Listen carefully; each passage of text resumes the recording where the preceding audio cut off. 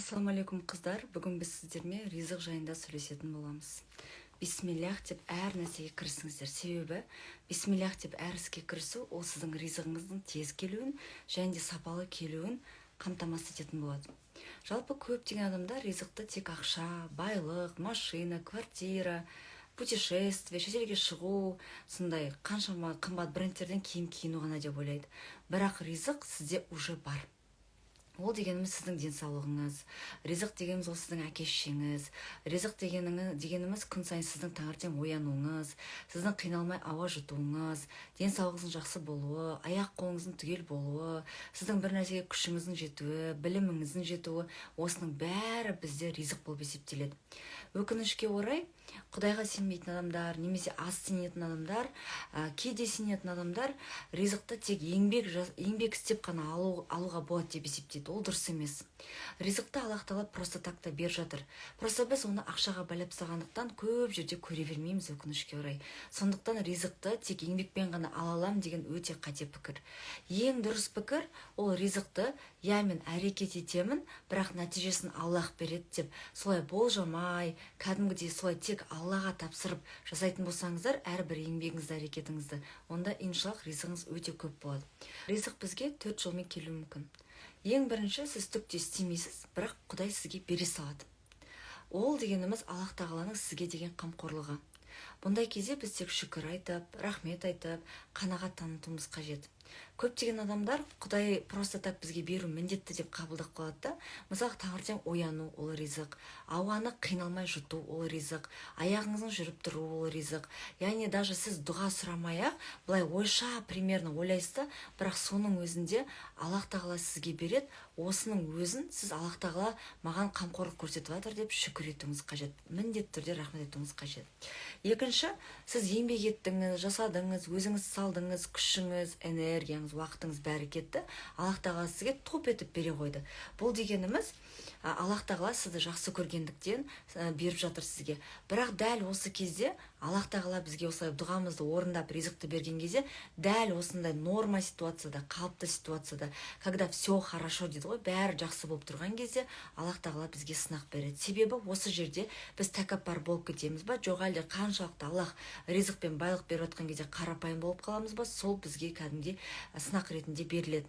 Сондықтан ризықты сұраған кезде, байлықты сұраған кезде, күйеуді сұраған кезде, баланы сұраған кезде хайырлысын бер деп сұрау өте маңызды. Егер де хайырлысын бер деп сұрамасаңыз, Аллах Тағала оны бізге сынақпен беріп қояды екен. Осыдан кейін сол проблеманы көтере алмай қиналып жататын себебіміз сондықтан.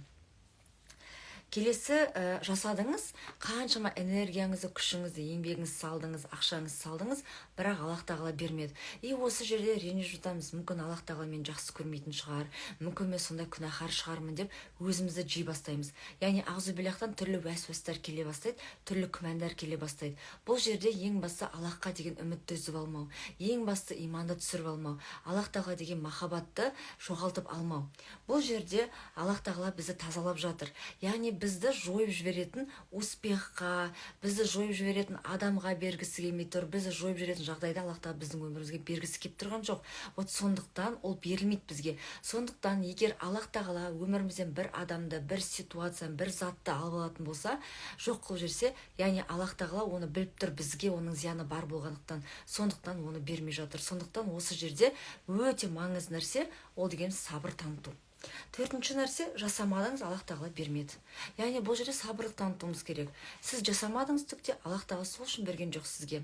Яғни еңбек етпедіңіз, жоқ сізге түкте, Енді осы жерде бізде бермеген үшін неге маған алдында берді деп ойлаймыз да, қазір неге бермейді? Алдында түкте сұрамасам да, түкте істемесем де бермеді, қазір берді, қазір бермей тұр деп. Егер сізде сондай бір шағым пайда болатын болса, Аллах Тағалаға скрытый ішкі вражда пайда болады.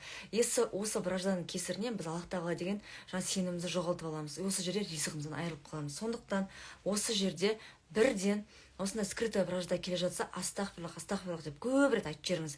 Себебі егер астағфирлах деп айтпасаңыз, біз шайтанның арбауына өріп кетеміз да, одан кейін өте қаншама өзіміз сауапты істеріміз жоққа шығарып жіберетінбіз.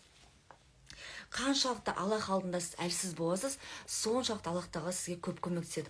Қаншалықты Аллах тағаланың алдында өзіңізді құл етіп көрсетесіз, соншалықты көмек көп келеді. Яғни всегда қандай жағдай болсын, күн сайын Аллах тағала мен әлсізбін, Аллах тағала мен саған мұқтажбын, Аллах тағала мені жеке дара өзіме қалдырма, Аллах тағала өзім саған табыстаймын, мені жалғыз қалдырма, маған сенің көмегің қатты қажет деп үнемі өзіңізді Аллахтың алдында түсіре беріп әлсіз санай беріңіз. Сол кезде көмек Аллах тағаладан өте көп келетін болады сізге. Адам басына күн сайын 120 мың ой келеді екен. Ойлаңыз, 120 мың ой күн сайын мына біздің миға келіп жатады. И осы 120 мың ойдың арасына Аллах тағала хоп етіп ризықты жібереді екен. Яғни ризық сонда көрдіңіздер ма, бізге күн сайын келіп жатыр. Біз мына ақымақ басымызбен оны жіберіп алып жатырмыз. Біздің бай болуымызға күн сайын Аллах тағала шанс береді, бірақ біз оны профукать етіп жатырмыз да. Яғни біздің басымызға неге ол ризықтың ойы келмей жатыр? Неге біз никак оны көре алмай жатырмыз бүйтіп көзімізді ашып? Себебі біздің басымызда негативті ойлар өте көп. Біздің басымызда, жүрегімізде обида көп. Біреуге қатты ренжіп жүрміз деген сияқты, иә. Осының кесірінен біз өз ризығымызды күн сайын жіберіп алып жатырмыз. Сол үшін біз күн сайын бай болуға деген мүмкіндіктерді жіберіп алып жатырмыз. Аллах тағаланың нығметтерін көрмейміз. Аллах тағаланың беріп жатқан чудоларын көрмейміз. Көрдіңіздер ма? Сол үшін үнемі өзіңізге сұрақ қойыңызшы. Мен қалай болған қалаймын осы ситуацияның? Мысалы, қандай болсын бір ситуация болды, мен қалай болғанын қалайтын едім? Сол үшін не істеуге дайынмын? Мысалы, сіз 3 миллион теңге тапқыңыз келеді. Ол үшін не істеуге дайынсыз? Осы 3 миллион сіздің өміріңізге келу үшін не істеуге дайынсыз мысалға? Осы сұраққа жауап беріңіз, сол кезде ризықты көріп бастайсыз. Ризық жалпы еңбекқор адамға бірден тәуекел етіп, хоп етіп істеп кететін адамдарға беріледі. Яғни қараңыздар, жалпы тәуекел дегеніміз не? Ол Аллахқа сеніп қалдыру. Аллахқа сеніп жасау бір нәрсені, дұрыс қой. Яғни сіздер Аллахқа тәуекел еткенде көзіңізді жұмып қана істеп кетесіз, әр нәрсені. Сондықтан хоп етіп істеп кететін, ойланбай Аллахқа тәуекел ететін адамдарға ғана беріледі ризық деген. Бір нәрсені кейінге қалдыра беретін болсаңыз, ертең Аллах тағаладан күшті шанс келген кезде оны қолдана алмайсыз. Себебі адамның басында 86 миллиард нейрон клеткалар бар екен. Сол клеткалар сізге давай ақша табайық, давай жұмыс жасайық, давай еңбектенейік, давай миллионер болайық деп, давай деп тұрады да. Сіз потом деп өзіңізбен өзіңіз бір болмайтын иллюзия, қорқынышқа сеніп аласыз, сенімсіздікке сеніп аласыз, самооценканың төмендігі деп сеніп аласыз да, кейінге қалдыра бересіз. Ертең, 2 аптадан кейін потом деп. Яғни Аллах тағала сізге мә деп беріп тұр да ризықты. Сіз Құдайға керек емес деп Құдайдың қолын как будто образына солай ұрыватсыз да. Аллах тағала, ну ладно, саған керек болмаса басқа біреуге берем деп жатыр. Сондықтан сіз өзіңіз добровольно күн сайын ризықтан отказ беріп жатсыз, ойлаңызшы. Сосын, когда сізде мүмкіндік уже келіп, ура, наконец-то мен жеттім, дайынмын деген кезде, уже ризықты алу сізге қиын болады. Потому что мына мидағы 86 миллиард клетканы сіз уже жалқау қылып тастадыңыз. Кейінге қалдырып, потом істейміз, ертең деп жалқау қылып тастадыңыз оны. Көрдіңіз ба? Поэтому мүмкіндік келіп тұрма, хоп етіп алып жасауымыз керек оны міндетті түрде.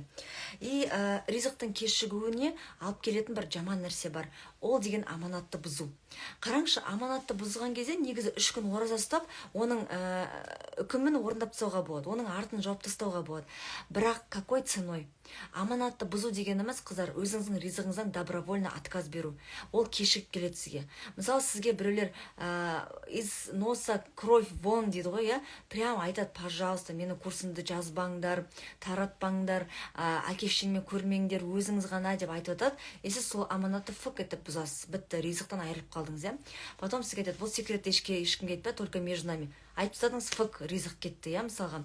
Там назатқа тиіспе, бұл аманат етті, аса назатты, уәс-уәсіңіз оянып, шайтанға еріп алып аласыз, бітті, бірден бұзылды бізде қайтадан ризық. Байлық неден тұрады десе, көп адамдар жауап бере алмайды, немесе там айтады, байлық деген ол осыншама кітап оқу керек, мынадай білім, финансовая грамотность, анау деген сияқты сұрақтарға жауап береді. Негізі байлық деген 80% психологиядан, 20% техникадан тұрады, яғни 20% әрекеттен тұрады. Қараңызшы, неге 80% психология дейді? Себебі біздің бай болуымыз, богатый мышление мына мида, мына баста, мына жерде бәрі.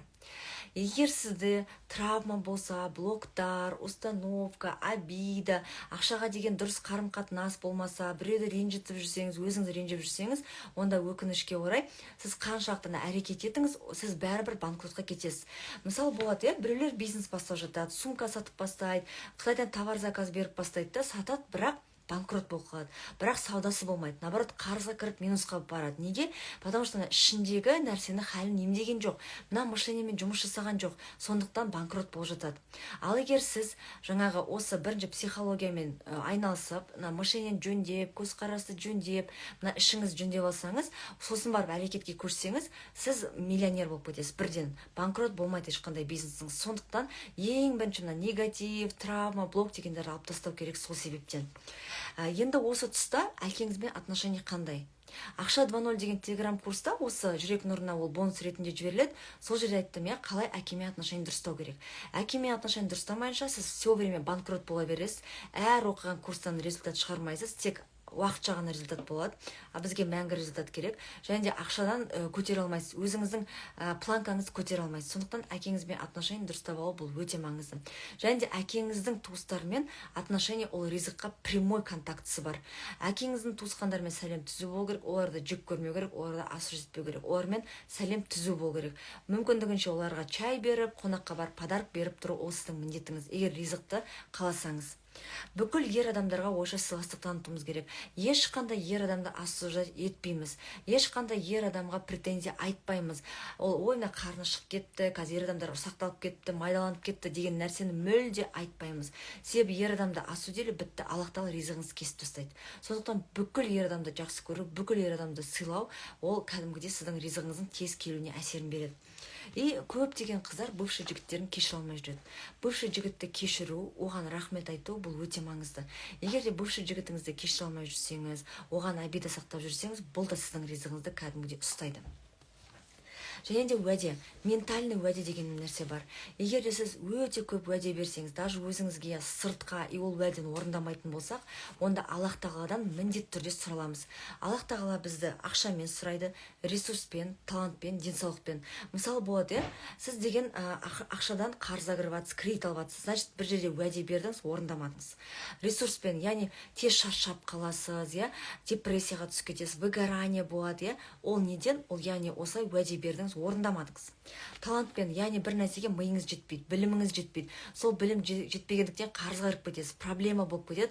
Осының бәрі сіз уәде бергендіктен. Және де денсаулықпен, яғни аяқ асты сіз бір аурумен ауырып қаласыз, оның бәрі сіз осы уәдені беріп орындамағандықтан Құдайдың алдында солай сұраласыз. Аллах тағала міндетті түрде сізден сұрайды соны берген уәдеңіз үшін. Сондықтан уәде ол өте жаман нәрсе, орындамасаңыз ол ризықты кәдімгідей ұстайды. И біреуді ренжітсек, тоже ризық келмейді. Сондықтан, пожалуйста, ешкімді ренжітпеуге тырысыңыз. Ол намеренно болады да. Мысалы, біреуді ренжітіп алмайын деп қатты біреуге жағып, біреудің көңілін аулап керек емес. Яғни, андай мақсат болмау керек та, біреуді ренжіту деген жарай ма? Сол үшін мынадай список жасаңыз. Мен кімді ренжіттім, кімді сөз еттім. Осы списокты жазап, Алланың алдынан кешірім сұрап, тәубе жасаңыздар.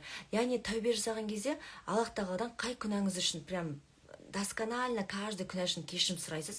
Аллах тағаладан әрбір осы күнәңіздің жойылуын сұрайсыз. И міндетті түрде осы тәубені жасағаннан кейін қайталамаймын деп уәде бересіз Аллахқа. И міндетті түрде артынан садақа беріңіз. Себебі садақа ол закрепление кетеді. И одан кейін бұл тәубе бізде қабыл болады иншаллах. Хорошо?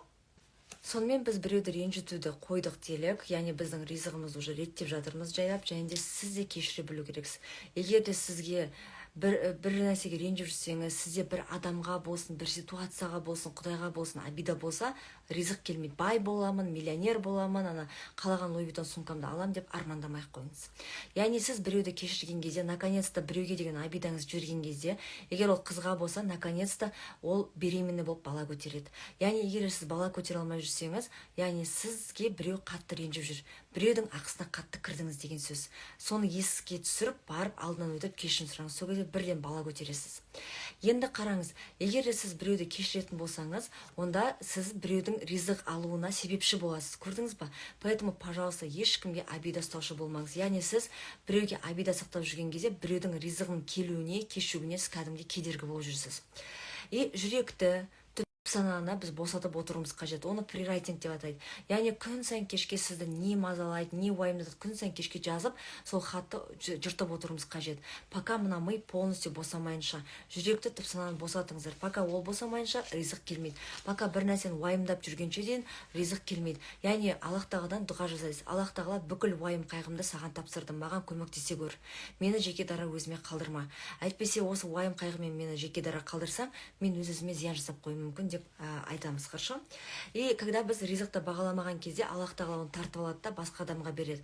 Яғни бағалау дегеніміз ол дұрыс қолдану. Даже Аллах тағала сізге иманды береді. Егер иманды дұрыс қолданылмасақ, сол иманды бағалайтын, дұрыс бағалайтын адамға береді, дұрыс қой? Мысалы, сіз намазды дұрыс оқымайсыз, намаз оқып жүріп өсек айтасыз, уже намаздың қадірін кетіріп жүрсеңіз, Аллах тағала иманыңызды намазбен қоса алып алады.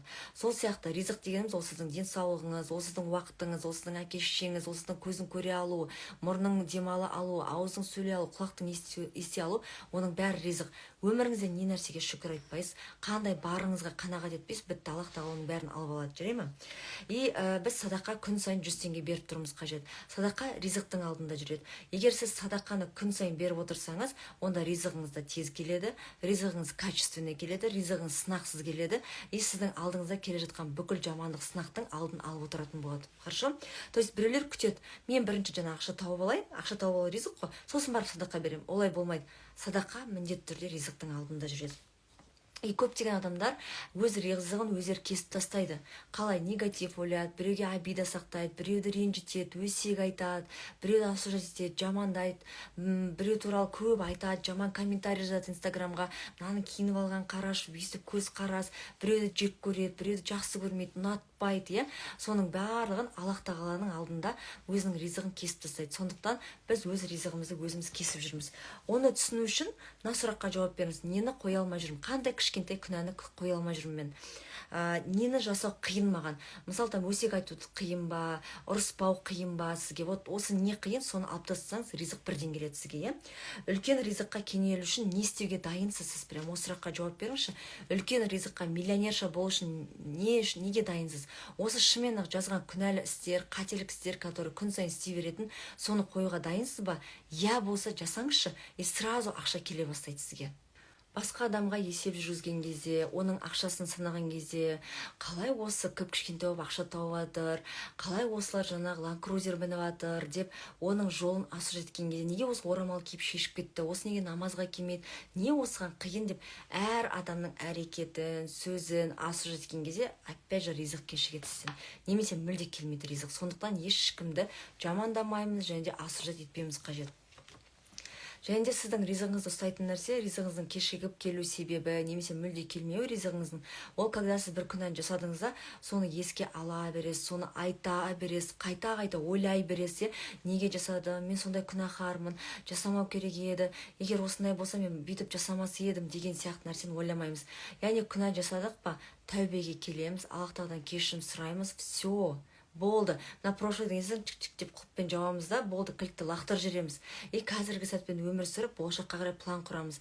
Егер Аллах тағала жаңағы сізді жақсы көрмесе, мүмкін ол қателікті сізге жасатпас еді. Мүмкін сол қателік арқылы Аллах тағала сізді жаңағы шыңдап жатыр, сізді дайындап жатыр үлкен ризыққа. Сондықтан күнә жасадық па, бітті, Аллах тағаладан кешірім жасаймыз, ары қарай өмір сүреміз. Аллах тағала ол біледі сіздің күнә жасайтыныңызды, бірақ онымен тоқтап қалмасын, өзгерсін, тәубе жасасын деп мүмкіндік береді. Күн сайын сол үшін таңертең оятады сізді. И егер сіздің ризығыңыздың болғанын қаласаңыз, ризығыңыздың көп болғанын қаласаңыз, миллионер болғыңыз келсе, онда ата-ана атынан садақа беріңіздер. Айына бір рет бір күнді белгілеп қойыңыздар, мысалы 20 сентябрь немесе 15 сентябрь дегенде әр айдың 15-і немесе 20-сы немесе бірі, иә, бір күн таңдаңызда ата-ананың атынан садақа беріп тұрыңыздар. 1000 теңге ме, 2000 теңге маңызды емес. Ең басты Каспийдан жүрген кезде ата-ана атынан деп тұрып белгілеп қойыңыздар, жүре ме? И біз көбінесе ата-анамыз үшін дұға сұрауды ұмытып кетеміз. Егер намаз оқитын болсаңыз, әр намаздан кейін және сәждеге барған кезде ата-анаңыз үшін дұға сұраңыздар. Ал егер намаз оқымайтын болсаңыз, азан естіген кезде әр жұма сайын, күн сайын ата-анаңыз үшін дұға сұраңыздар. Мысалы, Аллахтан былай сұрасаңыз болады: Аллах тағала осындай ата-ана бергенің үшін үлкен рахмет. Бұлар мені қақты, бақты, өсірді. Менің ата-анама бүкіл мейіріміңді төге көр деп сұрасаңыз болады. Қазір осы жерде мен сіздерге Адам ата мен Хауа ананың жасаған дұғасын қалдырып кетем. Осы жерде жазам. Міндетті түрде соны скриндап алыңыздар, менің суретімсіз әрине. Күн сайын айтып жүріңіздер. Осы дұғаны айту, қыздар, күн сайын ризықтың жаңағы жіберіп алмауына, сол мүмкіндікті қолдануыңызға және көп ақша табуыңызға алып келетін дұғаның бірі. Себебі Адам ата мен Хауа ана ол жерде біз өз-өзімізге зиян келтірдік. Енді Аллах тағала сен бізді жеке дара өзімізге қалдырмай, әйтпесе біз одан да көп өзімізге зиян жасап қоюымыз мүмкін деген жаңағы ниетпен айтылады, иә. Және де қыздар, егер сіздер бір кішігірім күнә жасайсыздар күн сайын, содан отказ бере алмасаңыз, болашақтағы келе жатқан ризықтың бәрін кесіп тастайсыздар, айырылып қаласыздар. Поэтому негізі біздің ризығымызды құртатын нәрсе ол үлкен күнәлар емес, ол кішкентай күнәлар. Сондықтан не нәрсені қоя алмай жүрсіз, вот соны қою керек. Қалай қоясыз, соны бітті. Сіздің ризығыңыз тоқтаусыз келе береді, жүре ма? И ризықты всегда хайырлы деп сұраймыз. Ризық бізге сынақпен келуі мүмкін. Сондықтан хайырлысын сұраймыз. Күйеудің де хайырлысын, баланың да хайырлысын, байлықтың да хайырлысын сұраймыз. Міндетті түрде ризықтың да Аллахтан сұраймыз. Ризық беретін болсаң, маған хайырлысын бер деп, иә. Айтамыз: Аллах тағала, мен бай болсам да, кедей болсам да, ақыр сенен сұралам. Сондықтан мені бай етші, маған бүкіл байлықты берші, бай болып сенен сұралайыншы деңіз, жүре ма? Бай болу ол не страшно, қыздар. Көбісі ойлайды, бай адамдар ертең жаман сыналады, ертең жаман Аллахтың алдында өте көп сұралады. Жоқ, егер сіздер байлықты дұрыс Аллахтың жолында қолдана алсаңыздар, өйтіп қатты сұралмайсыздар. Ең бастысы зекетіңізді беріп, қажылығыңызға барып, садақаңызды беріп, қарапайым болсаңыз, сіз өйтіп қатты сұралмайсыздар. И поэтому садақаны күнделікті беріңіз, потому что ол сіздің ризығыңыздың хайырлы, сынақсыз келуіне үлкен әсерін тигізеді. Ризық бізде екі түрге бөлінеді: халал және харам. Енді халалды білесіздер, ол адал жұмыс жасап, жаңа Алланың алдында таза болып, адамдардың алдында өтірік айтпай, арыңыз таза. Харам ризық деген біреудің курсын көшіріп алып, мысалға видеосын көшіріп аласыз, и соны перепродажа жасау. Ода да харам ризық. Ол уақытша ғана болады да. Пирамида харам ризық, ол уақытша ғана болатын ризық. Одан кейін оның пайдасы жоқ. Ол не ақыретте пайдасы болмайды. Сондықтан халал ризыққа көбірек көңіл бөліңіздер. Мен айттым ғой, адамға күніне 120 мың ой келеді деп. Және де идеялар келеді. Қандай болсын идея, ол Аллахтан келеді. Яғни осы ризық бізге идея арқылы келеді.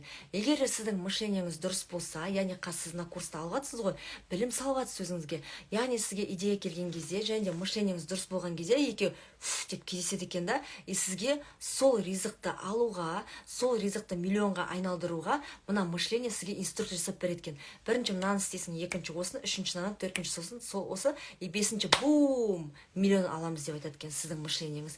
Поэтому мышлениемен жұмыс жасау ол өте маңызды. Мышление дұрыс болса, мына келген идеяны ұстап алады да мынау, и сізге мықты жаңағы инструкция ойлап тауып береді. И осы жерде тоже тапсырма, негізі арасында естіп беріп отырмын тапсырманы. 25 қосымша табыс көзін жазыңыз. Қалай сіз ақша таба аласыз? Өзіңіздің қасиеттеріңізді, қолыңыздан келетін 25 нәрсені жазасыздар, и соны ақшаға айналдырудың жолын ойлаңыз. Егер де қыздар, қараңыздар, Аллах тағала бізге қаламаса бай болуымызды, басымызға бай болуды, миллионер болуды жазбаса, онда мына парыздың ішіне, 5 парыздың ішіне зекет пен қажылықты кіргізбейтін еді. Яғни зекетті кім береді? Өте бай адамдар. Қажылыққа кім барады? Бай адамдар барады.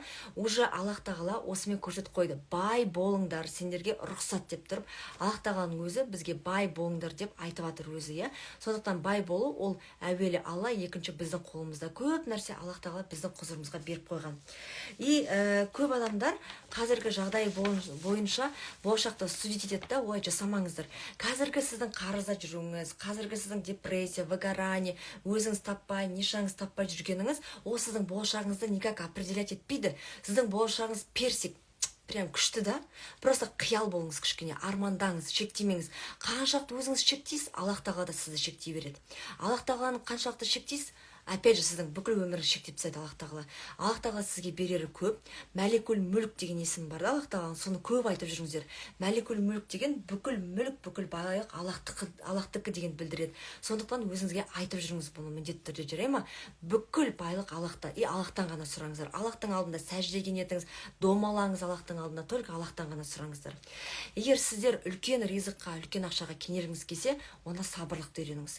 Өміріңізге жауапкершілік алып үйреніңіздер. Қаншалықты әр шешіміңізге, өзіңіздің өміріңізге, әр ситуацияға жауапкершілік алып үйренесіздер, взрослый позициясында болып, сол кезде Аллах тағала өзі решает, сізге қандай нәтиже береді. Просто біз, когда бір нәрсені сұраған кезде, біз оны кішкене миымыз кішкентай болғандықтан, шектеп қойғандықтан, Аллах тағаладан кішкене ғана сұраймыз. Аллах тағала оны бізге үлкен қылып беруге дайын результатын, біздің әр ісіміздің. Біз мына миымыз жеткенше дейін оны қиялмен примерно өлшейміз да, бірақ Аллах тағаланың бізге берер өте көп. Сондықтан, пожалуйста, нәтижеге, результатқа араласпаңыздар. Аллах тағала сізге берер өте көп. Ең басты әрекет жасай беріңіз, ең басты дұғаңызды жасай беріңіз, зікіріңізді айтып жүріңіз, жаңағы керек емес нәрселерден айырылыңыз, негативтен айырылыңыз. Және де Аллах тағала тек позитивті адамдарға ғана, оптимист адамдарға ғана ақша береді екен. Үнемі жарқырап, жайнап жүретін, проблема басына түссе де осыған да шүкір деп жүретін, Аллах тағала мен саған разымын деп күн сайын айтып жүріңіздер. Аллах тағала мен бақыттымын, бүгінгі күнім бақытты, рахмет деп күн сайын айтып жүріңізші. Аллах тағала осындай благодарный құлына ризықты үйіп төгіп бере береді, үйіп төгіп бере береді. Түсінікті ғой? Тыңдағандарыңызға үлкен рахмет.